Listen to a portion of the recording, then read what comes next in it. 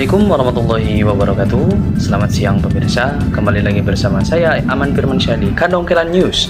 Pada hari ini saya akan membawakan berita pada tanggal 16 September 2025. Selasa 16 September 2025, pembelajaran teknik reportase dan investigasi berita yang diampu oleh Dr. Adi Kusuma SIKOM MSI dilakukan pada pukul 15.30 sampai dengan 18.00 waktu Indonesia Barat. Beliau menuturkan, ketika sebelum melakukan praktek teknik reportase dan investigasi berita, agar dibuat rondon terlebih dahulu dan menyesuaikan waktu-waktu yang sesuai dengan waktu-waktu yang sudah ditentukan. Setelah praktek dilakukan, kemudian beliau langsung memaparkan materi yang diberikan pada pertemuan ketiga melalui PowerPoint.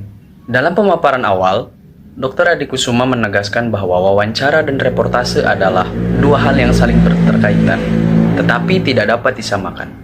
Wawancara merupakan bagian dari teknik reportase, sedangkan reportase memiliki lingkup yang lebih luas, mencakup kegiatan pencarian fakta, pengumpulan informasi, serta penyusunan laporan berita untuk disampaikan kepada masyarakat. Hal ini penting dalam dipahami mahasiswa agar mampu membedakan teknik serta fungsi keduanya dalam praktik jurnalistik. Lebih jauh, Pak Adi menjelaskan tentang konsep wawancara sebagai proses tanya jawab yang dilakukan reporter kepada narasumber untuk memperoleh data. Pendapat maupun pandangan terkait sesuatu peristiwa, wawancara yang baik harus direncanakan dengan matang, mulai dari pemilihan narasumber, penentuan topik, hingga penyusunan daftar pertanyaan. Tidak kalah penting, seorang reporter dituntut untuk bersikap objektif dalam menyampaikan informasi agar tidak menimbulkan bias atau opini pribadi. Dr. Adi juga menyampaikan prinsip dasar berita tentang mengacu pada kaidah jurnalistik 5W1H. Kaidah ini berfungsi untuk memastikan sebuah berita tersusun secara runtut dan mudah dipahami oleh pembaca maupun pemirsa. Dengan menerapkan prinsip ini, mahasiswa dilatih untuk menyusun laporan yang informatif, jelas, serta memenuhi kebutuhan khalayak akan informasi yang faktual. Selain teori wawancara, mahasiswa juga diperkenalkan berbagai macam wawancara. Tidak hanya wawancara, aspek reportase juga mendapat perhatian besar. Reportase dipahami sebagai pelaporan peristiwa yang bisa dilakukan melalui media cetak, elektronik, maupun digital. Dalam praktiknya, reporter dituntut untuk melaporkan fakta lapangan dengan jujur dan akurat, sekaligus membangun narasi yang meyakinkan.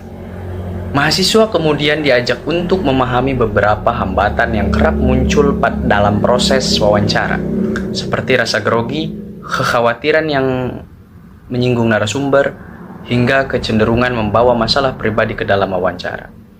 Menurut Pak Adi, hambatan tersebut wajar dialami oleh jurnalis pemula, tetapi dapat diatasi dengan persiapan yang matang, riset yang cukup, serta latihan yang berulang dalam situasi nyata.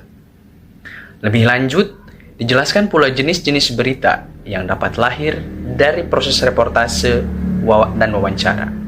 Di akhir sesi, Dr. Adi Kusuma menutup perkuliahan dengan menegaskan bahwa wawancara dan reportase adalah keterampilan yang tidak cukup dipelajari secara teoritis. Keduanya harus dilatih melalui praktik langsung, baik di dalam maupun di luar kelas.